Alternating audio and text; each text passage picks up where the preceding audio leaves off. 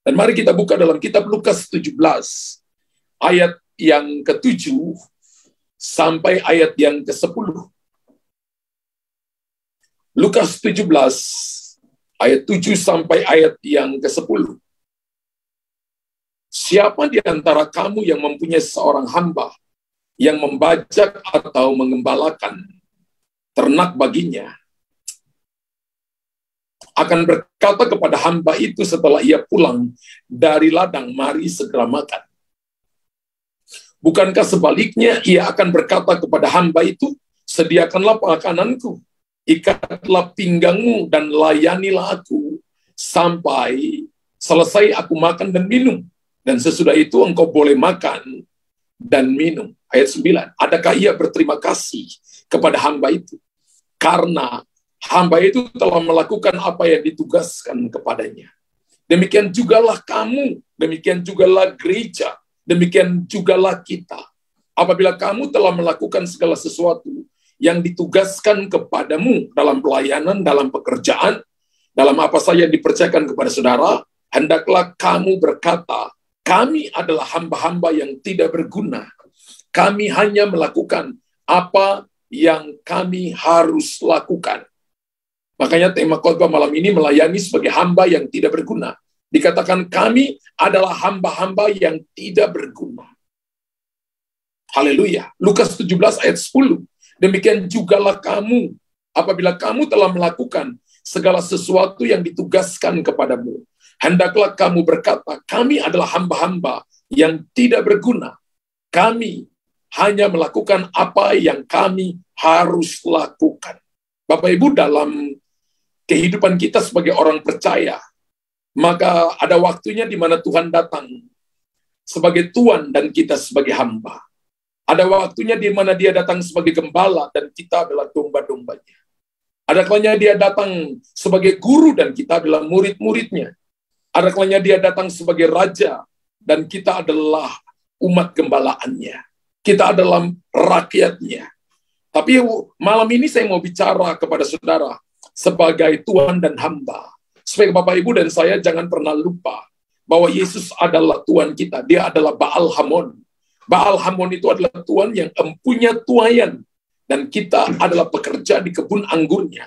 Kita adalah hamba-hambanya. Prinsip hamba hari-hari ini jadi pudar, saudara. Karena orang melayani, orang cari sesuatu untuk meninggikan diri.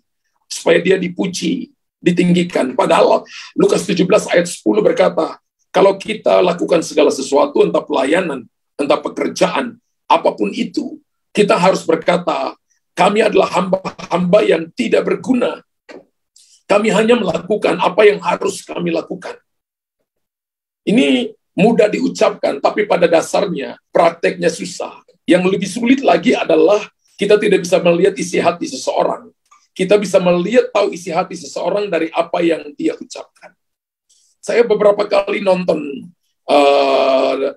acara di National Geographic bagaimana seorang konglomerat, seorang yang punya uang menyamar dan jadi cleaning service tanpa diketahui oleh karyawannya di kantornya. Dan dia membersihkan toilet, dia membersihkan kotoran, membersihkan meja yang kotor, dia mengangkat bekas-bekas makanan yang ada di tempat sampah. Dia melakukan itu dalam rentan waktu kurang lebih beberapa bulan. Dan karyawannya, ada kalanya mereka nggak tahu, beberapa karyawan memarahi dia. Tapi ketika satu waktu ketika mereka dikumpulkan, lalu mereka dipanggil dalam sebuah tren, kemudian mereka dipanggil, lalu mereka diperkenalkan satu-satu. Kemudian dipanggil juga, yang datang tiba-tiba, CEO dari perusahaan itu pun juga hadir di sana. Dan dia adalah salah satu dari orang yang memberikan gaji kepada mereka. Dia menjadi donatur kepada beberapa gereja-gereja yang dia ikut dukung dalam pelayanan. Dan saudara tahu bahwa dia selama ini dia melatih diri untuk melayani, untuk menjadi seorang yang terus melayani, jadi seorang cleaning service. Dia dimarahin, beberapa orang yang memarahin dia ketika melihat bahwa dia adalah CEO, dia adalah pemilik perusahaan itu. Mereka begitu malu. Beberapa berkata bahwa datang dan minta maaf kepada orang itu. Dan berkata, maaf kami tidak kenal Bapak. Kami tidak tahu bahwa Bapak adalah CEO di tempat ini. Dan dia belajar, saudara. Dia pergi dari rumah ke rumah. Dia datang dan seperti pengemis, minta tidur dari rumah ini. Dan kalau ada rumah-rumah orang yang memberikan dia tidur lebih dari 1 minggu, kasih dia makan, itu dikasih uang dengan jumlah yang sangat besar. Saya lihat ada yang 30.000 US dollar. Ya, kalau harinya semakin panjang, maka paling tinggi itu adalah dikasih sampai 100.000 US dollar. 100.000 US dollar itu 1,5 miliar rupiah, saudara. Ini orang yang banyak uang, tapi melatih diri seperti itu, mau latih orang-orang, apakah mereka mau melayani orang-orang yang datang seperti dia, seperti gelandangan. Sesuai nas di atas kita baca, Tuhan Yesus memberikan kepada kita beberapa ciri hamba yang saudara dan saya harus praktekkan. Apakah saya khotbah ini, apakah saya sudah sempurna? Tidak juga. Saudara, kita harus hati-hati, saudara. Sehingga Bapak Ibu, kita tidak keluar dari rule panggilan Tuhan untuk melayani sebagai hamba yang tidak berguna. Tapi kita mau melayani dengan sungguh-sungguh. Sesuai dengan nas di atas yang tadi kita baca, bahwa kita harus berkata bahwa aku cuma hamba yang tidak berguna. Yang pertama yang kita perlu belajar adalah seorang hamba itu tidak mencari posisi, tetapi berfungsi. Bapak Ibu tulis di kolom komentar, seorang hamba tidak mencari posisi, tapi berfungsi. Ketika Bapak Ibu datang dalam pekerjaan, dalam pelayanan, maka kita tidak cari posisi, tapi kita berfungsi. Berfungsi adalah kita lakukan bagian yang Tuhan percayakan kepada kita, yang Tuhan taruh dalam hati kita. Dan saudara dan saya hanya melakukan untuk menyenangkan bos, untuk menyenangkan Tuhan kita, yaitu Tuhan. Seorang hamba tidak mengharapkan penghargaan. Seorang hamba itu tidak boleh melayani karena mau dapat pujian. Kalau kita bekerja mau cuma untuk kejar penghargaan, maka saya percaya kita akan menghalalkan segala cara. Tapi kalau kita bekerja karena berfungsi di situ, karena kita ditentukan, kita ada di situ untuk melayani, karunia yang Tuhan percayakan, kemampuan, ilmu yang kita punya, kita pakai untuk kita menolong perusahaan itu, untuk membesarkan perusahaan itu, membuat perusahaan itu semakin maju, membuat gereja di mana kita tempat ibadah, di mana kita melayani, semakin berkembang, maka sebenarnya kita sedang berfungsi. Ingat bahwa Tuhan tidak panggil kita untuk mencari posisi, tetapi Tuhan mau kita berfungsi. Untuk saudara dan saya berfungsi, maka tidak boleh mengharapkan penghargaan atau pujian melebihi tentang fungsi saudara. Seorang hamba itu, dia ada untuk melayani Tuannya. Katakan, saya ada hari ini untuk melayani Tuhan saya. Tuhan kita namanya adalah Yesus Kristus Tuhan. Amin. Dalam ayat yang ke-7 dan ayat yang ke-8, dikatakan, siapa di antara kamu yang mempunyai seorang hamba yang membajak atau mengembalakan ternak baginya, akan berkata kepada hamba itu, ketika hamba itu pulang, setelah ia pulang dari ladang, mari segera makan. Tidak. Yang terjadi adalah, bukankah sebaliknya, ia akan berkata kepada hamba itu, sediakanlah makananku, ikatlah pinggangku, dan layanilah aku, sampai selesai aku makan dan minum. Dan sesudah itu engkau boleh makan dan minum. Tugas kita pertama adalah melayani Tuhan kita, sampai Tuhan kita puas. Melayani dengan kekuatan, melayani, makanya hukum yang pertama adalah kasihilah Tuhan Allah dengan segenap hati, segenap kekuatan, segenap akal budi, segenap jiwa. Awalan C di depan itu adalah seluruh hidup kita. Melayani dengan excellent, melayani dengan extravagance, dan melayani dengan exousia. Excellent itu adalah tampilkan pelayanan yang sempurna. Exousia itu, maksud saya extravagance itu adalah memberi persembahan, dalam hal ini persembahan yang terbaik untuk Tuhan. 1 Raja-Raja pasal 10, ayat 10, Ratu Negeri Sheba memberikan 120 talenta emas. Itu persembahan yang banyak. Dan itu adalah cara untuk melayani Tuhan. Dikatakan, bukankah sebaliknya ia akan berkata kepada hamba itu, sediakanlah makananku, ikatlah pinggangmu, dan layanilah aku sampai selesai aku makan dan minum. Yesus berkata, makananku ialah melakukan kehendak Dia yang mengutus aku, dan menyelesaikannya. Saudara dan saya tugas adalah menyelesaikan apa yang Tuhan percayakan kepada kita, karena seorang hamba tugas kita adalah melayani. Saya pernah jelaskan kepada Bapak Ibu, Alkitab mencatat ada 3 jenis hamba. Yang pertama adalah hamba yang dapat dipercaya. Hamba Abraham namanya Eliezer, bisa menaruh tangannya di pangkal paha tuannya dan bersumpah bahwa tidak akan mengambil anak perempuan dari negeri Kanaan untuk dijadikan istri Ishak. Tapi dia akan pergi ke rumah Abraham untuk mengambil salah seorang anak saudaranya untuk jadikan istri. Dan dia yang mengurus kekayaan Abraham adalah hamba yang dapat dipercaya.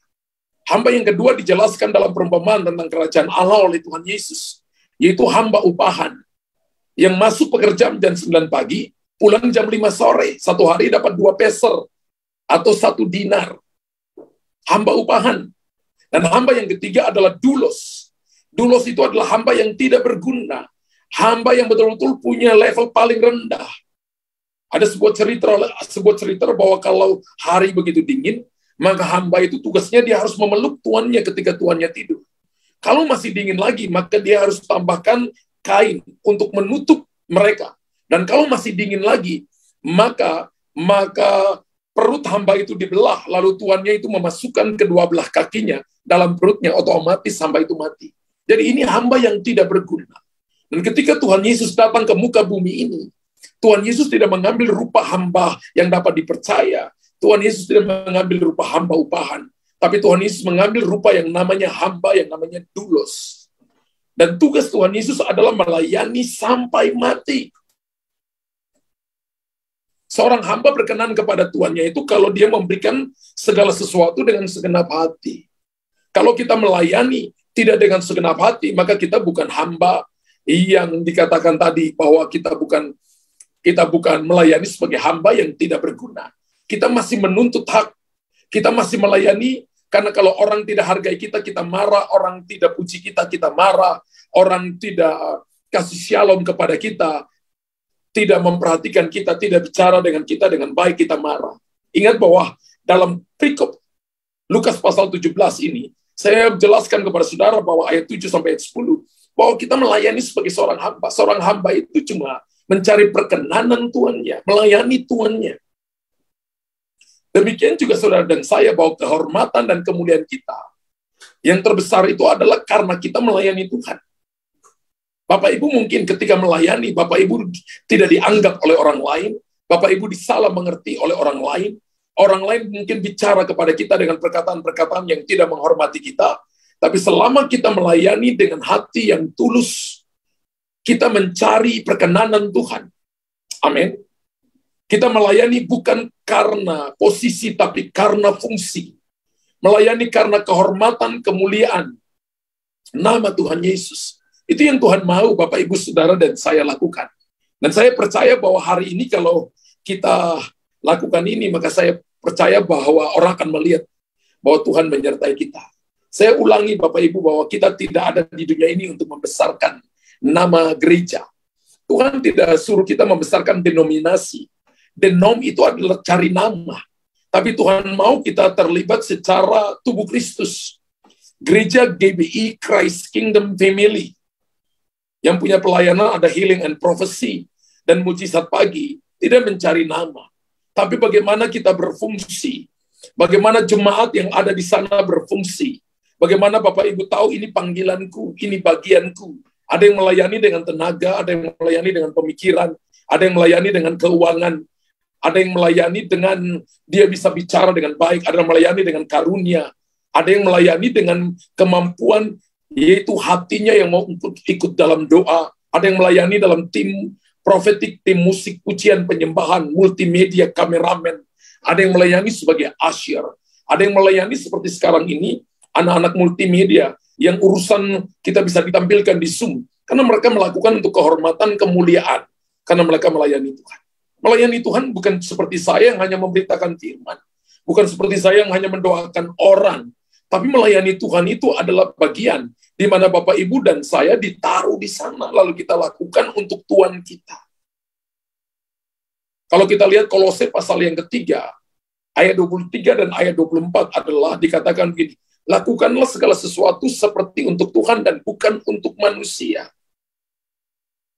Amin. Kolose 3 ayat 23 sampai ayat 24. Kita harus melakukan segala sesuatu seperti untuk Tuhan dan bukan untuk manusia. Apapun juga yang kamu perbuat, berbuatlah dengan segenap hatimu seperti untuk Tuhan dan bukan untuk manusia. Ayat 24 berkata, kamu tahu bahwa dari Tuhanlah kamu akan menerima bagian yang ditentukan bagimu sebagai upah. Kristus adalah Tuhan dan kamu hambanya. Kalau kita melakukan seperti untuk Tuhan, maka dari Tuhan kita menerima upah. Bapak Ibu dapat gaji 1 bulan, bisa nggak cukup untuk Bapak Ibu. Tapi kalau upah dari Tuhan, maka saya percaya kita akan mengalami yang namanya more than enough. Lebih daripada cukup. Kita akan mengalami namanya abundantly, melimpah ruah. Kita akan mengalami yang namanya pertolongan Tuhan yang luar biasa. Kalau Bapak Ibu pakai kekuatan Bapak Ibu akan stres. Tapi mari, kalau Bapak Ibu dikasih kesempatan untuk melayani dengan sungguh-sungguh. Kalau Bapak Ibu melayani bukan cuma di gereja, melayani di dunia marketplace, melayani di dunia kerja, melayani di rumah saudara, sebagai istri, sebagai suami, anak kepada orang tua, melayani dengan baik. Karena yang lagi kuliah, melayani dengan baik. Anggap saja perkuliahan itu adalah tempat untuk Bapak Ibu melayani, untuk anak-anak muda melayani. Oleh sebab itu, hamba adalah salah satu panggilan, merupakan panggilan pelayanan. Dan bukan profesi. Dan hamba Tuhan itu bukan profesi, saudara. Hamba Tuhan itu panggilan untuk melayani. Amin. Haleluya. Itu bukan profesi. Tapi itu adalah panggilan. Hamba adalah panggilan melayani. Kalau saudara dan saya hamba, semua orang yang mau melayani Tuhan pasti akan diproses. Semua orang yang melayani Tuhan, mereka akan mengalami ada hal-hal yang tidak mengenakan. Ada kalanya sebagai gembala pun juga, ada kalanya kita masuk, ada kalanya jemaat juga bisa marah dengan kita. Karena kita mungkin lupa kasih shalom, padahal kita pikiran banyak, saudara. Bukan karena rupa kasih shalom, karena kita lagi pikir tempat lain, dia pikir kita nggak jawab dia ketika dia kasih shalom atau kita tidak lihat dia.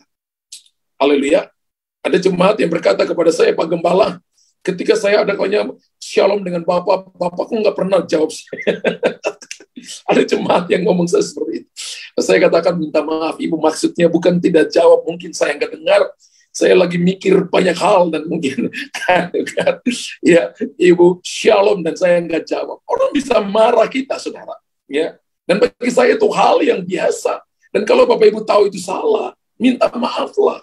Kalau kita tahu bahwa kita buat kekeliruan, minta maaflah dan mari kita perbaiki sama-sama.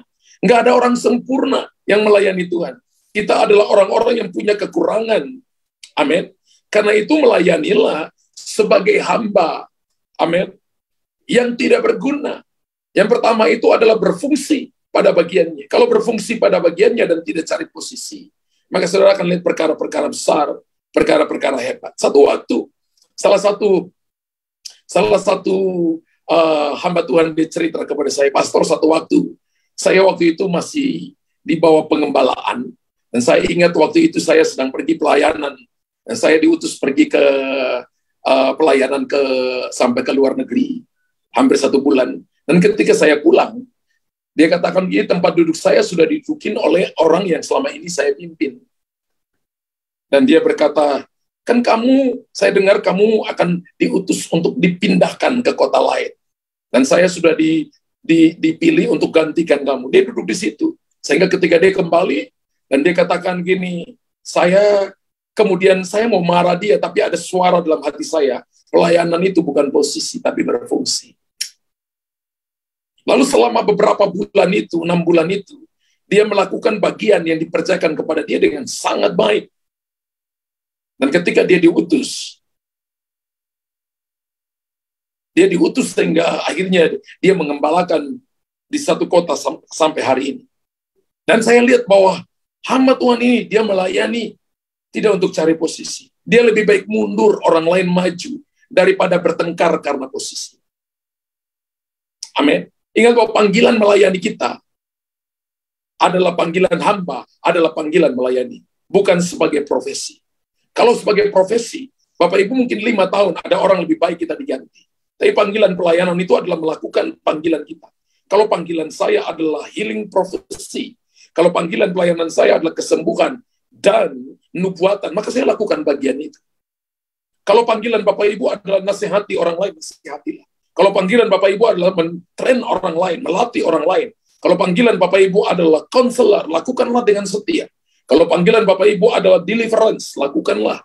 Pelayanan deliverance, lakukanlah. Kalau panggilan Bapak Ibu adalah orang yang investasi dalam keuangan. Bapak Ibu adalah orang yang suka menabur. Bapak Ibu adalah orang yang melayani dengan keuangan. Lakukan itu dengan sungguh-sungguh dan tidak cari pujian. Ketika nanti Bapak Ibu tidak dipuji, jangan nuntut pujian. Ini poin yang kedua. Seorang hamba tidak boleh sombong.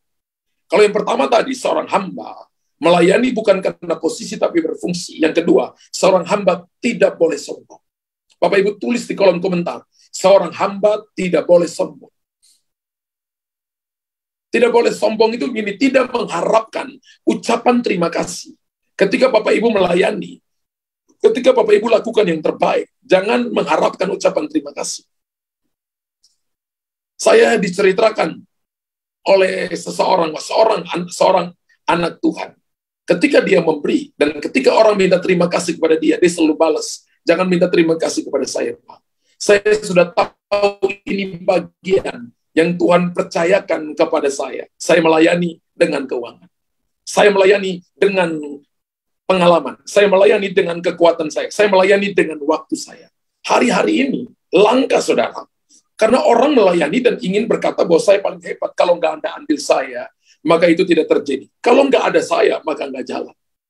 Seorang hamba tidak boleh sombong. Hamba itu, kalau dulos itu adalah paling bawah. Dia nggak punya nilai sama sekali. Waktu tertentu ketika tuannya itu kedinginan, itu boleh dibelah perutnya. Dan dia mati besok pagi. Masukkan kedua telapak kakinya ke dalam perutnya, supaya tubuh tuannya hangat, dan hambanya itu mati.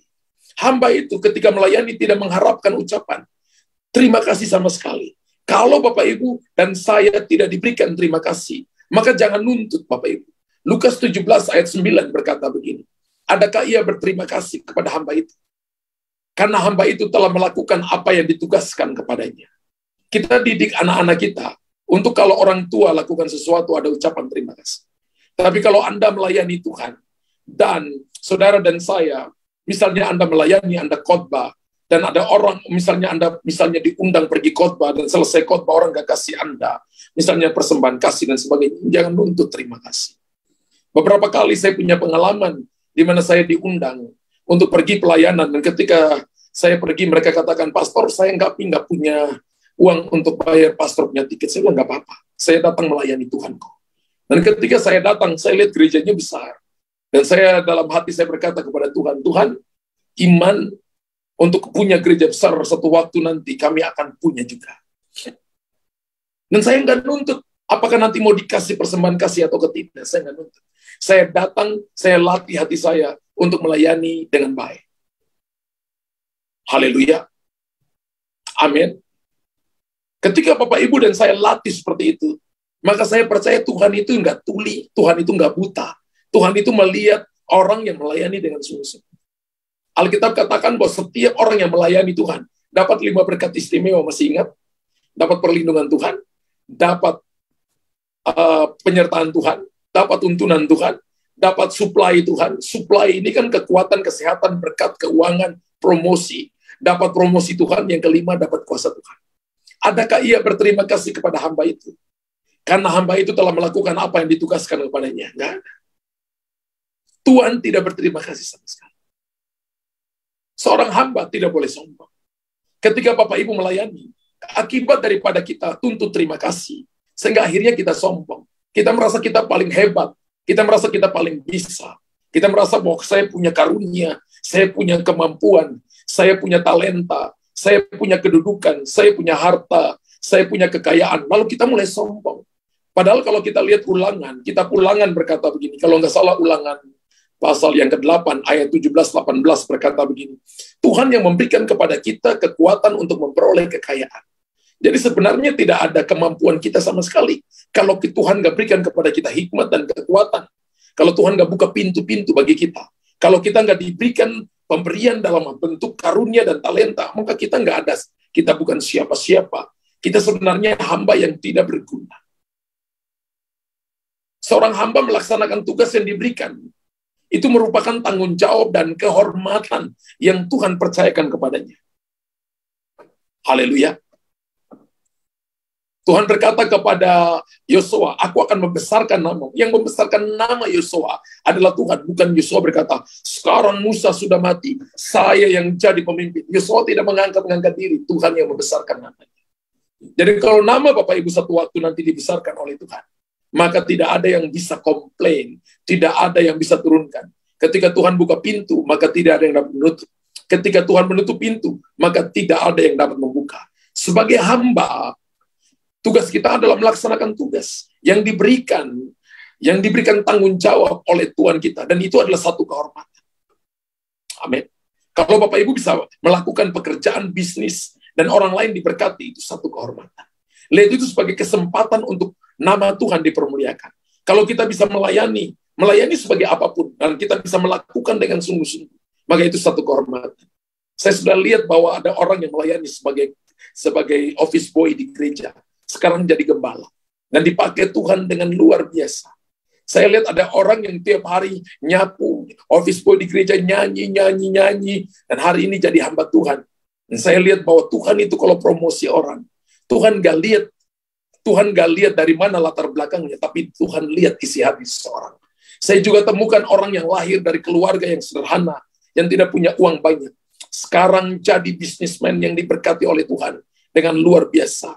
Ternyata waktu saya dengar ceritanya, dia dikasih kesempatan yang tidak terduga bertemu dengan orang-orang yang punya keuangan, dan mereka lihat bahwa anak ini rajin, anak ini pintar. Lalu mereka modalin dia, dikasih jangka waktu 5-10 tahun untuk kembalikan modalnya. Dan dalam jangka waktu yang singkat, dalam jangka waktu 5 tahun, dia sudah kembalikan modalnya, dan usahanya berkembang dengan luar biasa. Saya percaya kalau kita melaksanakan tugas yang diberikan kepada kita dengan penuh tanggung jawab, maka itu merupakan satu kehormatan di hadapan Tuhan. Amin. Dan kesempatan itu adalah sekarang. Bapak Ibu tulis, kesempatan itu adalah sekarang. Kesempatan untuk melaksanakan tugas dan kehormatan yang Tuhan berikan kepada kita adalah sekarang. Kenapa sekarang? Karena itu salah satu bentuk ucapan terima kasih. Kalau Bapak Ibu bisa melayani Tuhan, kalau saya bisa khotbah, ini bentuk ucapan terima kasih. Sesungguhnya sampai mati kita masih berhutang dengan Tuhan. Kita nggak bisa bayar apa yang Yesus lakukan bagi kita. Saya khotbah hari ini sebagai bentuk ucapan terima kasih. Kalau Bapak Ibu bisa memberi dalam bentuk persembahan, itu ucapan terima kasih. Karena sampai mati kita nggak bisa bayar. Kalau Bapak Ibu bisa berikan waktu dan duduk dengar firman Tuhan. Kalau kita bisa bekerja, itu bentuk terima kasih kita. Karena Tuhan kasih kita kesempatan, kita masih bisa bekerja, kita masih dapat uang, kita masih sehat. Itu bentuk kesempatan yang Tuhan berikan. Itu ucapan terima kasih kita. Karena itu kalau kita melayani sebagai hamba, tidak boleh sombong. Harus penuh dengan ucapan syukur, ucapan terima kasih. Haleluya. Amin. Yang pertama adalah seorang hamba itu tidak cari posisi tapi berfungsi. Yang kedua, seorang hamba tidak boleh sombong. Yang ketiga, seorang hamba tidak mencari ketenaran, tetapi mencari perkenanan Tuhan. Bapak Ibu tulis, seorang hamba tidak cari ketenaran, tetapi mencari perkenanan Tuhan. Seorang hamba itu tidak menuntut supaya kita sama. Kita sama-sama, tapi sama-sama kan, tapi tidak sama rata. Betul? Saya baca tentang buku tentang kepemimpinan, bahwa untuk seorang mempengaruhi ke atas, itu butuh 25%. Untuk mempengaruhi ke bawah, butuh 25%. Tapi untuk mempengaruhi sejajar, butuh 50%. Kalau kita sama-sama melayani sebagai usher, itu sulit dinasehati. Karena pikir sama-sama usher kok. Kalau kita sama-sama bisnismen, itu sulit dinasehati. Sama-sama kok kita pelayan. Kalau sama-sama gembala, sulit dinasehati, sama-sama tahu firman. Tapi untuk mempengaruhi ke atas, kita bisa mempengaruhi ke atas dengan 25%. Dalam tanggung jawab, dalam pekerjaan, dalam prestasi bisa mempengaruhi pemimpin. Untuk mempengaruhi orang di bawah kita juga bisa 25%. tapi mempengaruhi sejajar butuh 50%. Lukas 17 ayat 10 berkata begini, demikian jugalah kamu, apabila kamu telah melakukan segala sesuatu yang ditugaskan kepadamu. Hendaklah kamu berkata, kami adalah hamba-hamba yang tidak berguna. Kami hanya melakukan apa yang harus kami lakukan. Seorang hamba tidak mencari ketenaran, tetapi mencari perkenanan. Kami adalah hamba yang tidak berguna. Amin. Seorang hamba harus memiliki kerendahan hati. Kalau seorang hamba melayani tanpa humility, tanpa kerendahan hati, maka kapasitas sorga tidak akan pernah memenuhi hidupnya. Kalau kita melayani tanpa sebuah kerendahan hati, mau ditegur, mau dinasihati, tanpa kita mau memperbaiki hidup kita, tidak mau cari Tuhan dengan sungguh-sungguh, gereja ini melatih Bapak Ibu dan saya setiap awal bulan untuk doa puasa 10 hari. Saya nggak tahu Bapak Ibu lakukan atau tidak. Tapi saya lakukan. Apa bagi saya enak? Nggak enak. Kita udah puasa dari 2016 sampai sekarang. Kita masih lakukan terus. Tapi saya percaya bahwa Tuhan sedang latih kita untuk masuk, mempersiapkan diri untuk revival besar yang akan terjadi di depan kita. Seorang hamba harus memiliki kerendahan hati. Dengan kita berpuasa, maka kita tahu merendahkan hati di hadapan Tuhan. Kita datang dan memperbanyak waktu merenungkan firman Tuhan. Kita datang memperbanyak waktu untuk berdoa di hadapan Tuhan. Kita datang memperbanyak waktu untuk datang dan bergantung dan berkata, aku nggak mampu Tuhan, tanpa Engkau menolong aku. Kita datang dan berkata begini, aku sudah berdoa untuk penyakitku, untuk bisnisku, untuk pekerjaanku, untuk rumahku, untuk keluargaku. Tapi aku percaya bahwa hanya Engkau yang sanggup menolong aku. Seorang hamba, kalau tidak memiliki kerendahan hati, dia sulit dirubah. Dia sulit diubahkan. Tapi ketika dia memiliki kerendahan hati, Roh Kudus akan bicara banyak kepada dia. Orang yang rendah hati itu dia punya kesadaran bahwa dia itu tidak berguna. Orang yang rendah hati itu percaya bahwa Tuannya sanggup untuk memanifestasikan kuasanya dalam hidupnya. Kalau orang rendah hati itu, kalau Bapak Ibu lihat air terjun, itu karena daratannya rendah, saudara. Sehingga seluruh kapasitas air tertuju ke sana. Kalau kita punya kerendahan hati, seluruh kapasitas sorga akan terkonsentrasi kepada Anda. Maka saudara akan dipenuhi dengan kuasa, dipenuhi dengan hikmat, dipenuhi dengan pengertian, dipenuhi dengan manifestasi daripada kuasa Allah. Haleluya. Amin. Sehingga tadi saya katakan bahwa seorang hamba tidak mencari ketenaran, tapi mencari perkenanan. Apa itu perkenanan Tuhan? Disayang oleh Tuhan. Wow.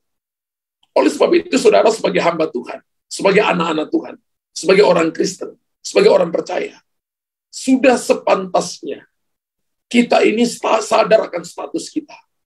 Bahwa kita harus melayani sebagai hamba yang tidak berguna. Melayani dalam kerendahan hati. Melayani bukan cari posisi, tapi berfungsi. Melayani tidak dengan kesombongan. Kesombongan itu tidak mau dirubah, tapi mau diubahkan. Melayani bukan karena cari ketenaran, tapi cari perkenanan Tuhan. Amin. Kalau hari ini Tuhan percayakan kita, misalnya bisnis yang besar, Tuhan percayakan kita kedudukan yang tinggi, posisi yang tinggi, jemaat yang besar, gereja yang besar, mempercayakan kita dengan karunia-karunia, dengan kemampuan, kelebihan lebih daripada orang lain. Itu sebuah pelayanan yang harus dilakukan dalam kerendahan hati. Tujuannya adalah supaya Tuhan ditinggikan, Tuhan dimuliakan dan diagungkan. Kita tidak boleh mencuri kemuliaan Tuhan dan berkata itu karena saya. Saya juga hati-hati, saudara. Berkali-kali istri saya katakan, jangan sampai orang perlakukan kamu seperti dukun. Dan saya sangat hati-hati. Ya. Sehingga tidak mencuri kemuliaan Tuhan. Saya juga sangat hati-hati supaya saya tidak sombong. Saya juga sangat hati-hati supaya saya bukan cari posisi, tapi saya mau berfungsi. Saya juga hati-hati, bukan cuma cari, jangan sampai saya cari ketenaran, dan saya tidak cari perkenanan Tuhan. Kalau kita lihat Amsal 22 ayat 1 sampai ayat yang kedua, dikatakan gini, nama baik lebih berharga daripada kekayaan besar. Dikasihi orang lebih baik daripada perak atau emas. Berapa banyak yang mau punya nama baik? Tolong angkat tangan. Berapa banyak yang mau punya kekayaan besar? Tolong angkat tangan.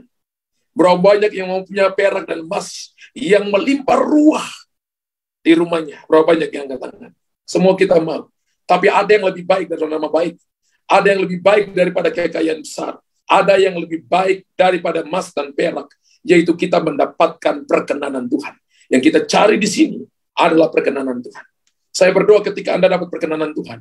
Itu seperti Anda tawan hati Tuhan. Anda dapat perbendaharaannya. Berapa banyak Bapak Ibu yang diberkati di malam hari ini? Tulis di kolom komentar, saya sungguh amat diberkati Tuhan. Katakan, saya mau melayani sebagai hamba. Bukan cari posisi, tapi berfungsi. Tidak datang dengan kesombongan. Saya datang bukan untuk cari ketenaran, tapi mencari perkenanan Tuhan. Saya adalah hamba yang tidak berguna, yang hanya melakukan apa yang Tuhan perintahkan kepada saya. Taruh itu dalam hati Bapak Ibu. Dan saya percaya dimanapun Bapak Ibu ada, kita akan menjadi berkat dan nama Tuhan dipermuliakan. Bapa di sorga, hamba sudah selesai menyampaikan isi hati. Dan hamba tahu bahwa umat-Mu tidak akan sanggup melakukan tanpa Roh Kudus menolong mereka. Dan berikanlah free will mereka ada dalam tawanan Roh Kudus untuk mereka melakukan kehendak-Mu. Ampuni kami kalau kami melayani Tuhan cari posisi. Ampuni kami kalau kami melayani Tuhan dengan kesombongan. Ampuni kami kalau kami melayani Tuhan cari ketenaran dan bukan perkenanan. Tuhan, malam ini firman-Mu datang dan menegur kami supaya kami mereposisi hati kami untuk kami kembali kepada Tuhan dengan sungguh-sungguh. Melayani dimanapun kami berada. Kami tahu kami adalah hamba-hamba yang tidak berguna. Kami datang karena kami lihat Engkau sebagai Tuhan kami dan kami hamba-Mu. Kami hari ini belajar tentang itu supaya dimanapun kami berada, kami mau jaga hati kami sedemikian rupa. Kami mau ingatkan bahwa kami hamba yang melayani hamba yang tidak berguna. Dapat pujian ataukah tidak, dapat terima kasih ataukah tidak, dapat apapun atau tidak yang bisa diberikan dunia. Tapi kami mau sadar kami adalah hamba-hamba Tuhan. Hamba berdoa malam ini, materaikan firman-Mu, materaikan firman-Mu. Nah, saudara, terima itu, terima hati hamba itu, terima itu, bahwa kita tidak melayani mencari posisi tapi berfungsi. Kita tidak melayani karena kesombongan, tapi kita melayani karena betul-betul kita mau melayani dengan kerendahan hati. Kita mau melayani karena tidak cari perkenanan, tapi kita mau dapat perkenanan Tuhan. Kita melayani bukan karena kita cari ketenaran, tapi kita cari karena melayani karena perkenanan Tuhan. Hamba berdoa malam ini, materaikan firman-Mu Tuhan. Materaikan firman-Mu.